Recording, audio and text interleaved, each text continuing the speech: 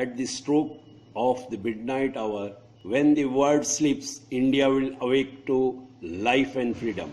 A moment comes which comes but rarely in history, when we step out from the old to new, when an age ends and when the soul of a nation long suppressed finds utterance.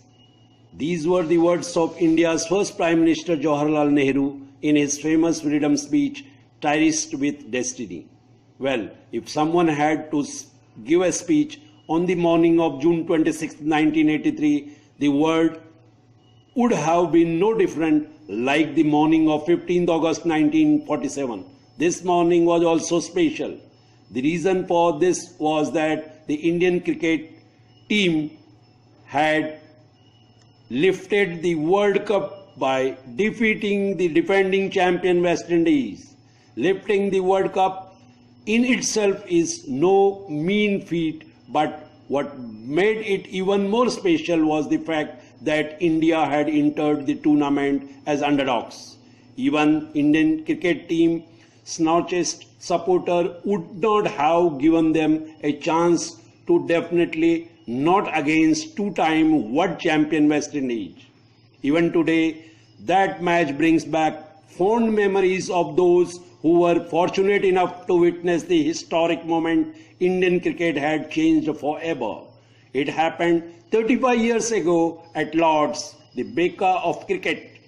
But whenever there was a discussion on Indian greatest supporting moments, then June 25, 1983 finds a place at the top. To put things into perspective for those of you who were not born or were very small to understand the meaning of this victory, I would just say that the 1983 World Cup did to us Indians what the 1996 World Cup did for Sri Lankan cricket. A victory which inspired a generation of Indians.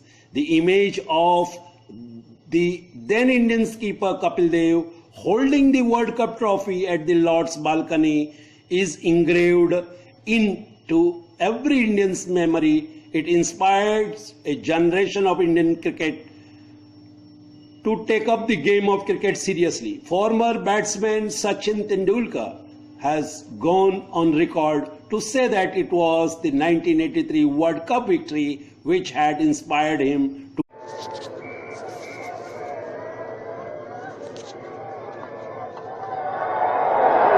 first runs from this field.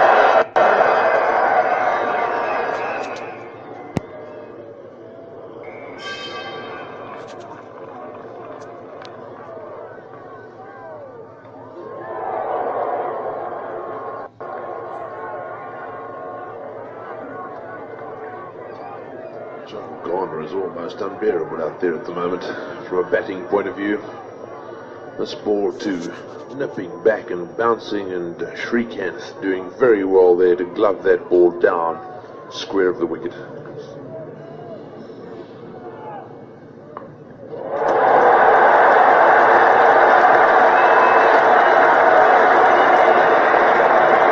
That will bring great joy to the thousands who are here at Lord's.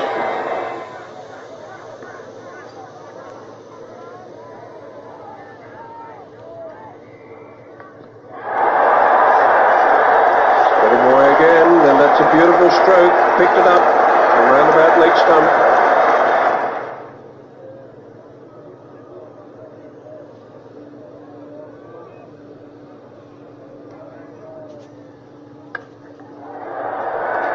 Didn't quite time it, but he's got it away well enough.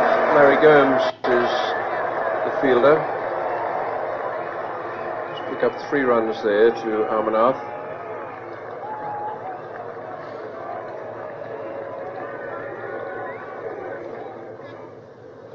Very good bubbling crowd. Safety away. Third backers can't catch that. 4 more to Srikanth.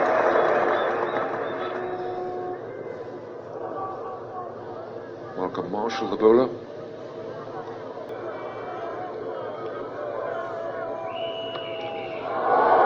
was a cheeky shot. Took that off round about middle. But another typical Richard stroke.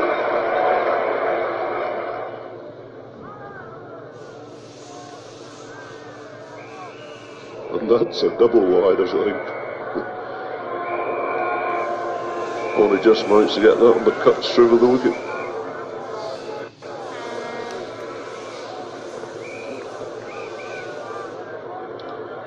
A few old faces.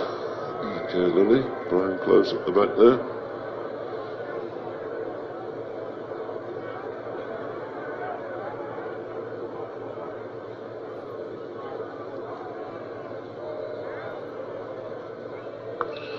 Short, hooked, and the obvious result once again. Absolutely lethal on anything short. Feet moving the position so quickly. He's raced away to 18 now. West Indies marching on at 37 for 1. Well, Manlal has been picking up his wickets quite steadily.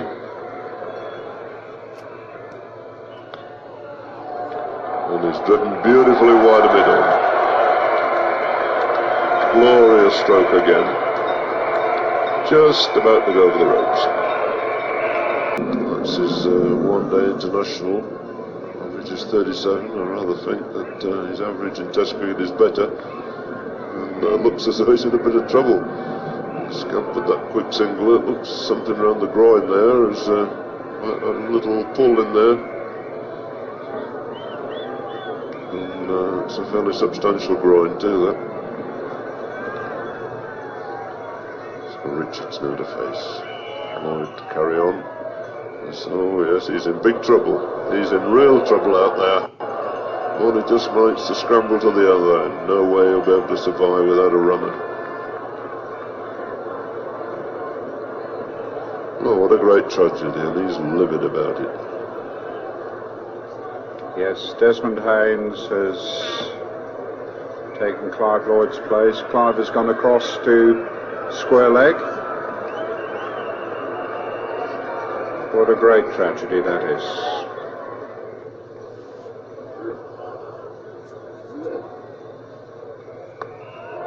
Shot. Not so good. Beautifully caught. He's hit that away to within 15 yards of the boundary.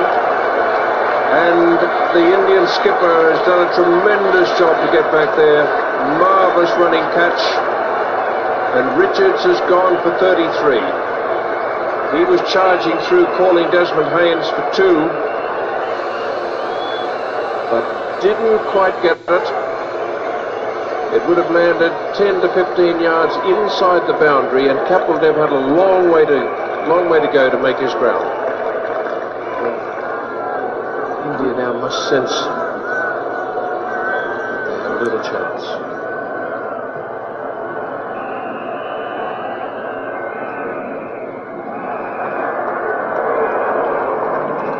Just slow to move there from the non-strikers end. The second over. Well, funny things happen at this game. Starts to play, decides it's too wide, tries to get his bat out the way, hits the bottom edge and into his stumps. Great blow for the West Indies.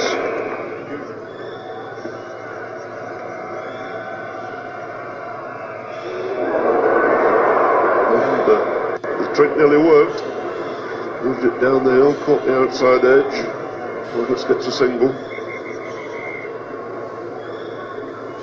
Is the edge just thick enough for it not quite to carry?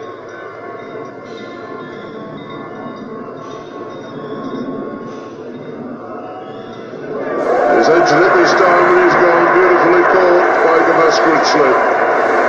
And that might well be the final nail in the coffin here for West Indies. Who's defended stoutly for a long, long time. Falls another victim to Amarnath for 18, leaving West Indies 24 for 8. They've chased these wide ones, the West Indian batsmen. and Sunil Gavaskar making his name as a catcher.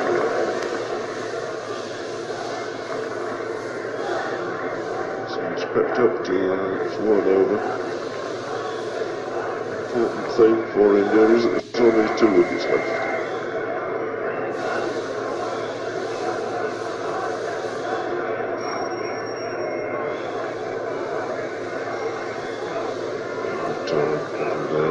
Thinking, trying to work out some batsman's mind, changing this field.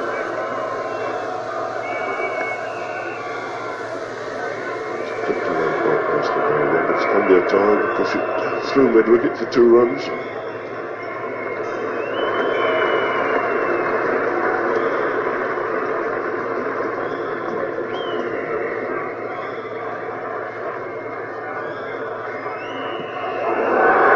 Out. Yes. Huckleberry finally gets his just desserts. Andy Roberts falls LBW. No doubt at all in Barry Mayer's mind. He went for 4, 1, 26 for 9. And India almost there.